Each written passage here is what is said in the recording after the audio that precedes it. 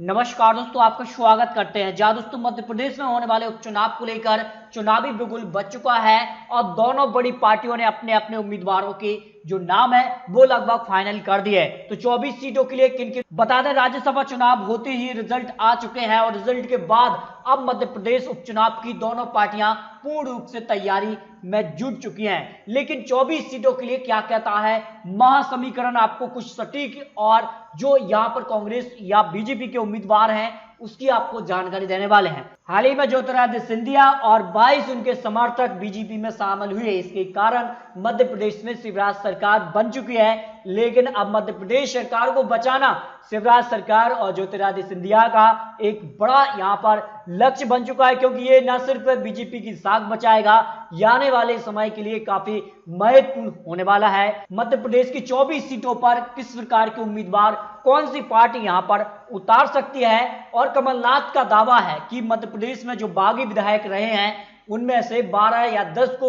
BJP ticket ही नहीं देगी, बाकी को कांग्रेस हरा देगी। इस तरह की जो है यहां पर दावा कांग्रेस ने किया है। इसके साथ ही कांग्रेस के लिए जो बड़े उम्मीदवार यहां पर उतर सकते हैं चुनावी मैदान में, उनमें से किसको जीत मिलेगी, किसकी होगी हार, ये तो आने वाला वक्त बता देगा। लेकिन कांग्रेस ने जो अपना पैनल नामों का तैयार किया है, इसमें कुछ नामों को शामिल किया है। बता दें, ग्वालियर चंबल सीट से अशोक वर्मा, सुनील वर्मा, संत कृपाल महाराज से में किसी एक को यहां पर टिकट मिल सकता है। ग्वालियर पूर्व की अगर बात करें तो अशोक सिंह, ब्रजेंद्र सिंह तिवारी में से टिकट मिल सकता है। और यहां पर पहली सीट से अगर बात करें तो रामनिवास रावत, हरिवल्लभ शुक्ला को यहां पर टिकट मिल सकता है। मुरैना सीट से राकेश वबई, दिनेश गुर्जर, परशुराम यहां पर मुदगल को टिकट मिलने की उम्मीद है। गोवध सीट से अगर बात करें तो नाम नरेश डिंडोलिया, मेवाराम जाटव, राजकुमार देश लहरिया का यहां पर नाम सामने आ रहा है। सुमावली से अगर बात करें विधानसभा सीट से मानदेन सिंह गांधी को यहां पर टिकट मिलने की उम्मीद है। दिमनी से विधानसभा सीट की अगर बात करें तो रविंद्र सिंह का नाम सामने आ रहा है। और अंबा विधानसभा सीट से सत्य प्रकाश का नाम यहां पर सामने आ रहा है। बमोरी से अगर बात करें तो कन्हैया लाल अग्रवाल का नाम कांग्रेस के पैनल में शामिल हो सकता है। अशोकनगर सीट से अनीता दौरे का नाम यहां पर सामने आ रहा है। डबरा सीट से सत्य प्रकाश है, परसोरिया का नाम यहां पर सामने आ रहा है। और भांडेर सीट से फूल सिंह बरिया का नाम यहां पर सामने आ रहा है। यहां पर अगर बात करें तो मेहगांव सीट से चौधरी राकेश सिंह चतुर्वेदी और राहुल भदौरिया में से किसी एक को टिकट मिल सकता है।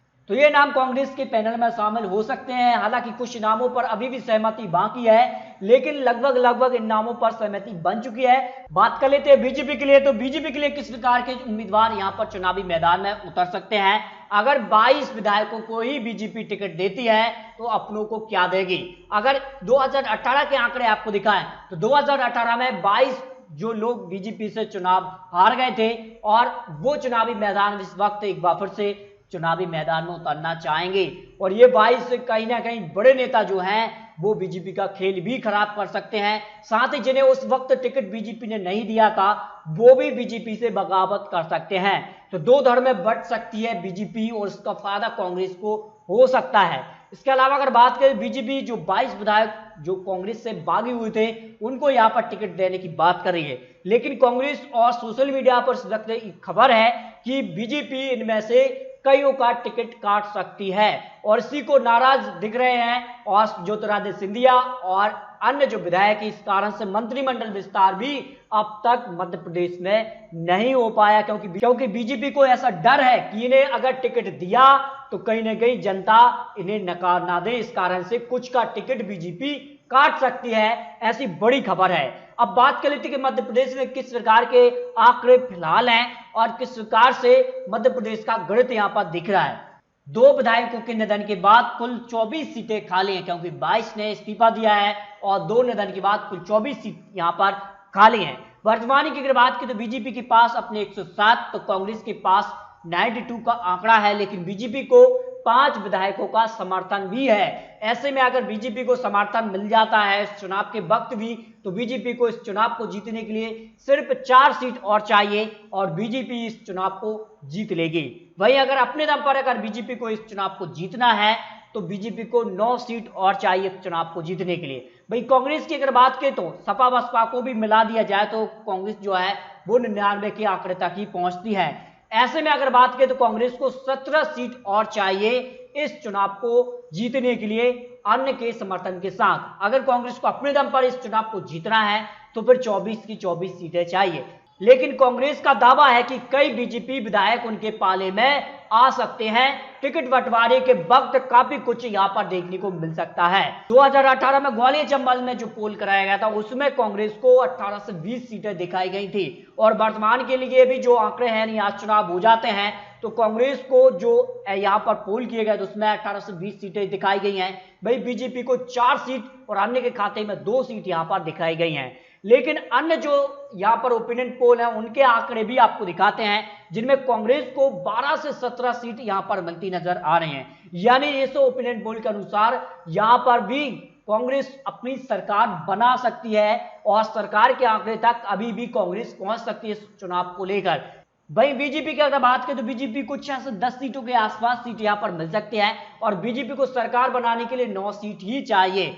ऐसे में अगर बीजेपी को कम सीट यहां पर मिलती हैं तो उपचुनाव में उनकी हार हो सकती है और कांग्रेस की जबरदस्त वापसी हो सकती है।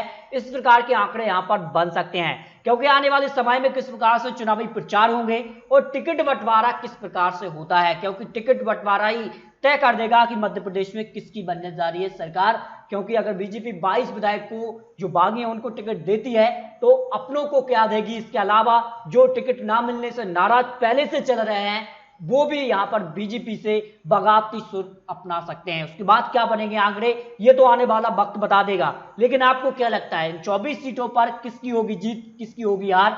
अपनी राय कमेंट बॉक्स में रख सकते हैं और इसी प्रकार की और जानकारी पाने के लिए आप प्लीज चैनल को सब्सक्राइब भी कर लीजिए ताकि आने वाली जानकारी का नोटिफिकेशन आपको टाइम टाइम मिलता रहे।